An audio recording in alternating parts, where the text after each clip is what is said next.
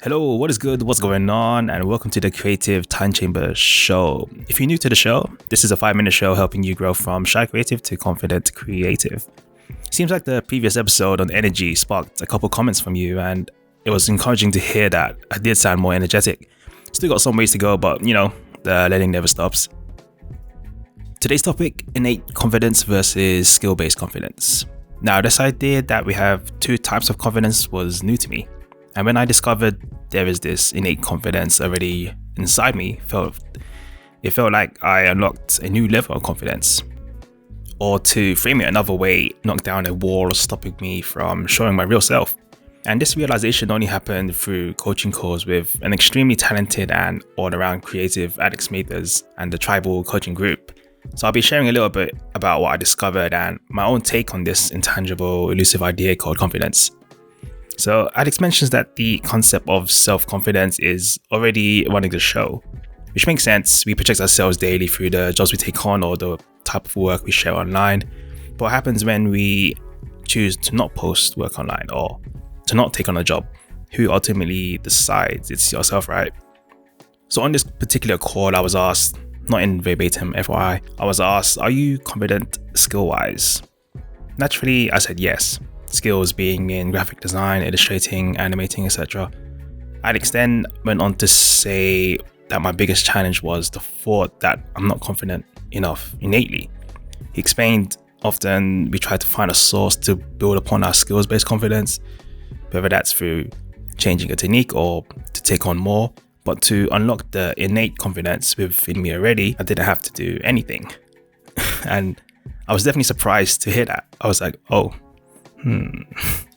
my thoughts started to unwind and things felt a lot more clearer. And if you're a creative, it's a given that we work better in silo and love being tucked away and just crank out ideas and designs. But when it's time to present, to actually talk, suddenly there's this feeling of retreat and reluctancy. You yourself know the work is good, but the confidence to talk about the work isn't there because in the hour or two spent designing, there was hardly any and probably close to 0 minutes of talking. So it's just a lack of practice presenting work in that regard. It really did take a while to understand that confidence starts within.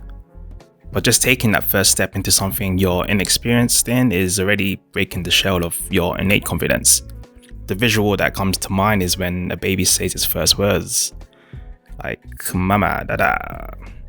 Well, I kind of feel like that during the show. It's like learning to speak again, but I digress. But to Alex's point, it's our thinking that gets in the way. It's our own thoughts and that complicates things for ourselves and the overthinking, all these pre-made stories. But we already know who we are and our real self, if you will, is already running wild within us. All that junk that we've acquired as we've gone through our careers and all the beliefs and news that has influenced how we think is what we need to try and unlearn. So it's really our role to unravel all of this so that the real innate confidence, the confidence you had when you learned to ride a bike, that bit starts to show itself again. And so what I took away from that call, and also what I hope you'll take away from this episode too, is that confidence is already within us, whether we realize it or not. So I still think these episodes suck. Maybe not the content per se, but in how I deliver the content. I listen back to earlier episodes and think this is terrible. But the one shift that is helping me, and be sure to pay attention to the next part, is the one shift is to not make what you do about you. The perspective that you are confident by default is huge. What's keeping you from being a confident creative is the belief that you don't have the confidence within you. Skills can be learned over time for sure, but the innate confidence is already there. And I'm going to work on this too, and that's to be fearlessly expressive. I can't lie, it's super stressful to record just even 5 minutes of talking, and it's due to not deliberately practicing with my voice. We can all talk, it's just that the skill part hasn't been developed. The thing is, you have to put yourself in difficult situations so that you can learn how to navigate difficult moments. All the confidence is earned through try and error, and I still believe that, and tackling whatever emotions you have head on. And a way to find your innate confidence, like how I'm doing now, is to do things we think are scary. Think of it as less as a personality trait and more a hidden skill in which, if you're willing to put in the work, it will be available to all of us, I'm sure. So next time you feel uneasy about a particular task, try to tap into your innate confidence. And when the doubt begins to creep in, tell your mind to hold that thought, bro, and then choose the side that's important to you in that moment. And that is it for this episode of the Creative Time Chamber. Definitely appreciate you for hanging in there.